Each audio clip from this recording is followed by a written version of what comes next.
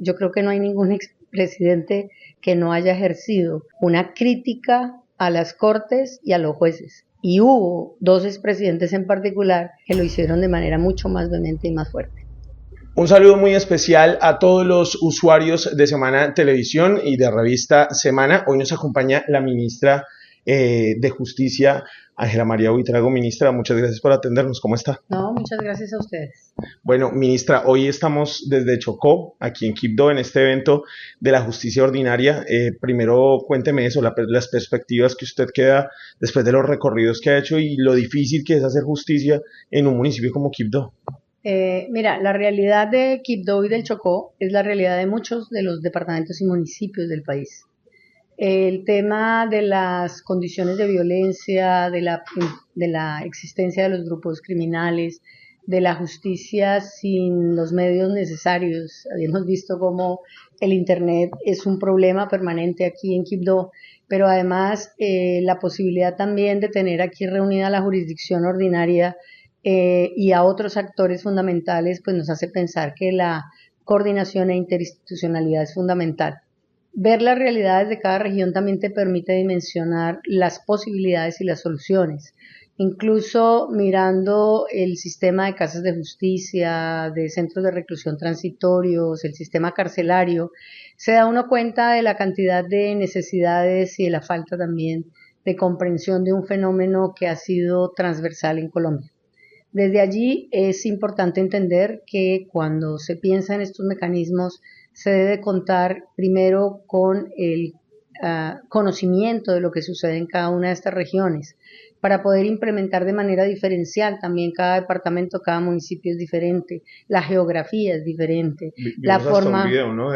Correcto. De un juez cómo tenía que trabajar con linternas. Con linterna, pero además el hecho de que tú tengas que pensar que tienes que hacer un transbordo en barco, en lancha, en avión, en caballo y a pie, significa también entender que los jueces hacen y los fiscales todo el esfuerzo por incluso de su propio capital para cumplir con la función. Y esto lo que hace es reflexionar de la necesidad de que todos los órganos le pongan también atención a la prestación de justicia, se unan esfuerzos, se puedan articular muchas de las funciones que tiene cada una institución y prestar un servicio adecuado. Claro, ministra, entrando en materia, hoy hay una noticia coyuntural que tiene que ver con esta reforma a la justicia de principios de oportunidad que propuso la Corte Suprema y la Fiscalía. ¿Cuál es la situación que ahora está teniendo el tema de los delitos contra menores de edad? Bueno, este proyecto de ley que se socializó encontró muy buena aceptación en un 90% del proyecto, entendiendo que el principio de oportunidad y los preacuerdos son medios adecuados para realizar y tomar decisiones en justicia penal. Pero había un artículo que significaba dar una rebaja en casos de delitos contra menores. Este artículo ha sido entendido como un tema que se va a suprimir del articulado. Ya pasó incluso por el Consejo de Política Criminal y desde ese punto de vista, al encontrar que hay algunas objeciones sobre este tema, el presidente de la Corte y la Fiscalía han decidido apartarlo del articulado para dejar solamente un articulado que lleve a la aplicación real de una suspensión, terminación o no ejercicio de la acción penal, que es el principio de oportunidad, en los casos comunes y en los casos de delitos especiales, pero no en los casos donde se tenga a los niños, niñas o adolescentes. Pero quedaría vigente algún preacuerdo. El tema en particular es que la 1098, que es la ley de responsabilidad de adolescentes, prohíbe el principio de oportunidad, pero no prohíbe los preacuerdos. Sin embargo, aquí se va hasta donde se llegó y obviamente estoy esperando, digamos, la formalización de la extracción de ese aparte, que no quede ni principio de oportunidad ni preacuerdo. Ministra, para aclarar otro tema que está en la agenda, la reforma agraria que ustedes radicaron esta semana ante el Congreso, se ha hablado mucho de un término que ha utilizado hasta la exministra Cecilia López y es este tema expropiación express, me recuerda usted. Y hay un tema ahí que se lo he leído a usted en varias entrevistas que ha dado y es la función de la Agencia Nacional de Tierras frente a procesos especiales agrarios. mucha gente se pregunta, ¿la Agencia Nacional de Tierras va a empezar a funcionar como juez o ahí cómo funciona? No, lo que pasa es que cuando hablamos de la Ley 160 de 1994, hay una posibilidad en procedimientos especiales agrarios en donde hay dudas sobre linderos, dudas sobre propiedad, temas en particular en donde se generan algunas situaciones que hacen verificar a través de un proceso administrativo la titularidad del bien, la posesión y obviamente en muchos casos también si la ocupación es lícita o no. Y en esto los procedimientos especiales están regulados por la ley 160 de 1994. Lo que se hace en este proyecto es dejar viva esa ley que está funcionando desde el 94 y se incluye la posibilidad de acudir a la jurisdicción para que quien no esté de acuerdo con ese acto administrativo proceda a entablar una acción de nulidad ante los jueces para que los jueces decidan. Claro. Es decir, aquí ese término de expropiación express no entra. Mira, siempre lo digo porque es que le han bautizado como expropiación express.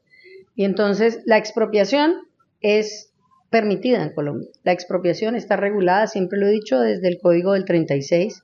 La expropiación es un mecanismo de utilidad pública y social. Y desde ese punto de vista, la expropiación no es nueva en nuestro país. Es tan antigua como esa legislación de los años, la década de los 30. Pero ha fungido en muchas de las leyes nuestras, la ley 160, el decreto del 2015. La expropiación es una figura aceptada y también la Corte Constitucional se ha pronunciado en el sentido de que la expropiación es una posibilidad frente a un derecho de propiedad que no es absoluto. Ya. Y desde ahí lo que tenemos que decir es que cuando dicen expropiación express podría referirse a una expropiación rápida que no es ilícita o no es a dedo. Pero cuando oímos la alerta que le ponen, lo primero que hay que decir es que la expropiación express no existe ninguna figura que se llame así. 2, no hay una figura que tenga algún tinte de alerta dentro de la proyección de la ley, de la erradicación de la ley que se hizo 183 del 2024. Y lo que significa también es decir que las disposiciones que contemplan esto lo que está haciendo es acercar a los jueces a territorio para que sean ellos los que resuelvan el conflicto. Ministra, hablando de este tema de reformas, varios sectores dicen que años llevan las cortes politizadas. Por ejemplo, en casos en donde usted participó, por ejemplo, como la terna a la fiscal, en donde hay una elección, hay una votación, y siempre se ha hablado de que hay detrás allí unos intereses moviéndose de políticos y de personas cercanas a estos sectores metidos en las cortes.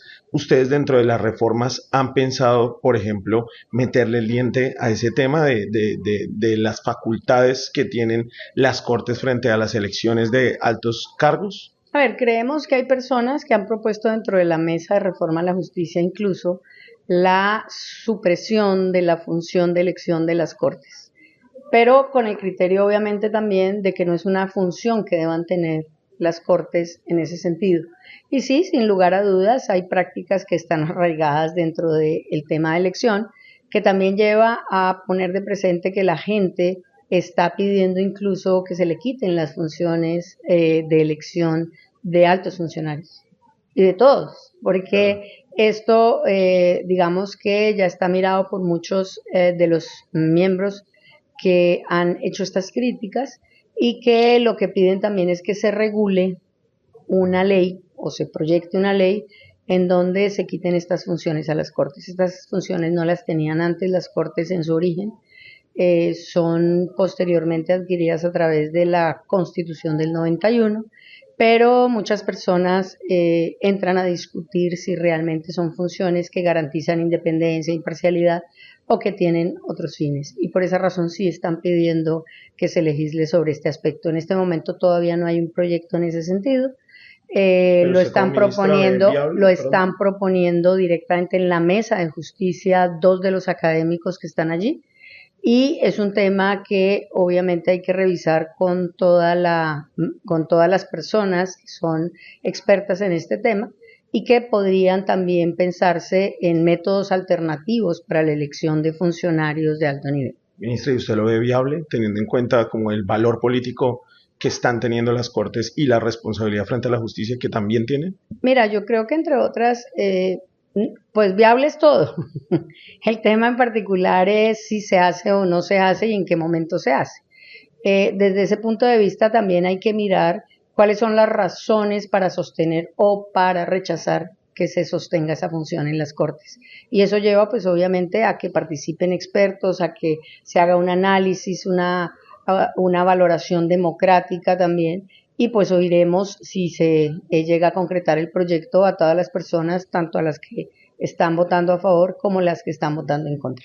Ministra, le quisiera preguntar por un tema de equilibrio de poderes y creo que desde el expresidente Álvaro Uribe no teníamos a alguien con tantas críticas al sector de la justicia y el presidente Petro ha venido haciendo serias críticas a fallos que obviamente afectan a su gobierno, a temas del Consejo de Estado, de la Corte Constitucional. Recientemente se volvió a referir al magistrado que le tumbó la resolución para que él pudiera evaluar esas tarifas ante la CREG. ¿Usted cómo ve ese panorama, esas tensiones que se han creado dentro del gobierno en cabeza del presidente Petro con los sectores de la justicia? Mira, yo te quiero decir que esas tensiones yo las viví en periodos de otros presidentes y las viví incluso con manifestaciones directas, estando todo el gabinete respaldando a ese expresidente para atacar a la fiscalía y a los jueces que en su momento decidieron sobre una investigación. Esa tensión de esa época, estamos hablando del año 2006 a 2010, también estuvo presente en otras épocas. Ese es un tema, entre otras, que históricamente está presente en los gobiernos. Es una forma también de expresión en algunos casos, 2, de reclamos en algunos, y 3, sobre esa base, yo creo que no hay ningún expresidente que no haya ejercido una crítica a las Cortes y a los jueces. Y hubo 2 expresidentes en particular que lo hicieron de manera mucho más vehemente y más fuerte. Y de pronto estas críticas no terminan afectando un poco el ejercicio de la justicia que debería ser libre e independiente. Mira, yo creo que el derecho a la libre expresión está claro. 2, he visto también cómo nos hemos reunido con las Cortes y con el presidente de la República. 3, las Cortes y los presidentes de las Cortes le han manifestado lo que piensan, el presidente también les ha explicado lo que pasa y sobre esos supuestos no hay ninguna interferencia y además él ha respetado también, y lo ha respetado porque lo he visto, la independencia permanente, no ha generado ninguna oposición ni ninguna restricción, al contrario, siempre ha sostenido que garantiza la autonomía y la independencia en todos los campos. Le voy a hablar de un caso concreto y es el evento que hubo, que la ministra también estuvo en Villavicencio con el Consejo de Estado. Varios magistrados sintieron un mal mensaje de que el presidente que estuvo en ese evento en Villavicencio, por ejemplo, hiciera caso omiso o como algunos dijeron, le bajó la caña al tema de la alerta del plan del atentado contra el Palacio de Justicia. No se pronunció. Para algunos les quedó un mal mensaje. Hay uno que puede leer.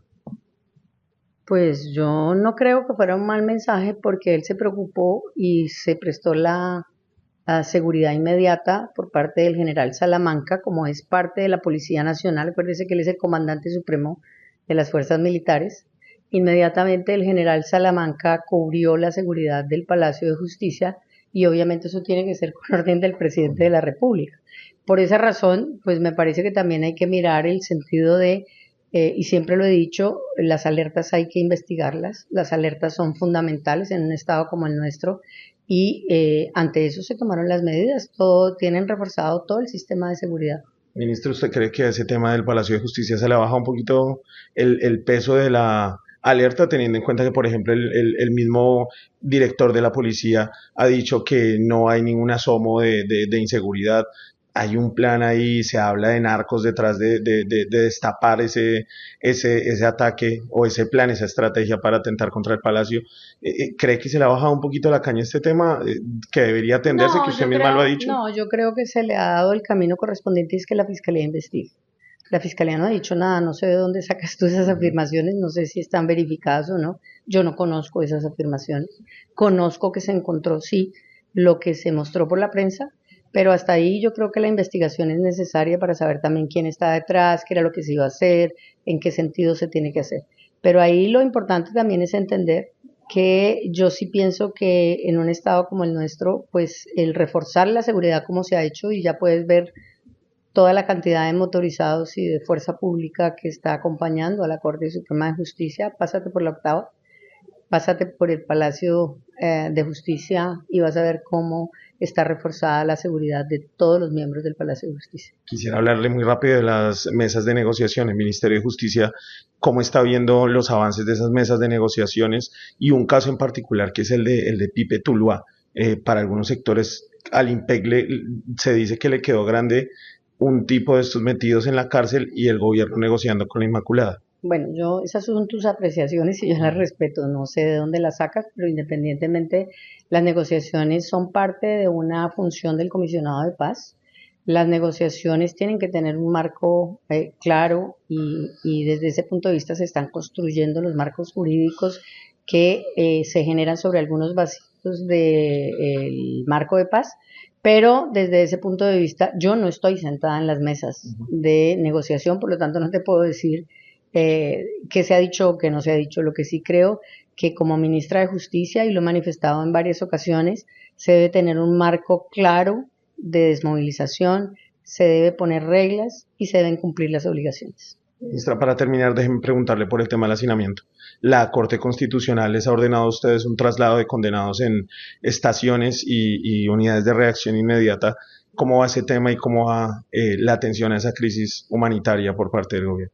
Mira, ese es un punto que al Ministerio de Justicia y al resto del gobierno le preocupa mucho. Incluso se ha generado un traslado de más de 1.200 condenados de las transitorias a los centros de detención, a los centros de reclusión, perdón. Y sobre esa base lo que estamos haciendo también es mirando las condiciones reales. Esto es como lo dice la Corte, esto es un estado inconstitucional desde hace más de 35 años. Estamos tratando de terminar para entregar otros 2 centros carcelarios que nos abrirían muchos cupos, pero la solución no está ahí. La solución también está en restringir un estado punitivista y que todo tenga cárcel en un estado como el colombiano. Pero además también en la necesidad de que se articulen los poderes para que puedan resolver en tiempo las decisiones de fondo de los detenidos, puedan generar la revisión los jueces de ejecución en los casos en que hay derecho a subrogados, que se pueda de una u otra manera entender que la pena tiene una función resocializadora y no denigrante, que las personas tengan que tener una protección a su dignidad y a los derechos humanos. Y en esa función estamos tratando de inclinar todas las estrategias para lograr deshacinar algo que históricamente han hacinado en los centros carcelarios. Este hacinamiento, lo sabes tú, la Corte Constitucional lo decretó desde el 2008. Estamos en el 2026 y la Corte acaba de sacar otro auto diciendo en el junio de 2024 que sigue hacinado y va a seguir hacinado si no hay una política pública que genere unas medidas diversas, alternativas, o que entienda que no todo tiene que ser detención. Este gobierno le ha apostado a las colonias agrícolas, ¿no? Sí, este gobierno en particular, yo creo, y ese es mi modelo siempre, la colonia agrícola es una colonia que le permite un espacio de resocialización, de autosuficiencia, pero también de formación hacia el futuro. Es decir, le da posibilidad de aprender técnicas y artes. Y allí le apostamos en la colonia agrícola y estamos tratando de mirar en cuáles otros centros podremos abrir estos espacios. Ya hay uno que sirve también en el Buen Pastor, de actividades de crianza de animales, de manufacturas, de arte, de piscicultura, de apicultura, que hemos también tenido el apoyo de organizaciones de los Estados Unidos, de INL y de otras, para poder participar con estos apoyos a los presos o a los PPL y reclusos que están como población carcelaria. Y esto significa entender que ellos tienen derecho también a trabajar, tienen derecho a rebajar pena y tienen derecho a salir siendo útiles para la sociedad.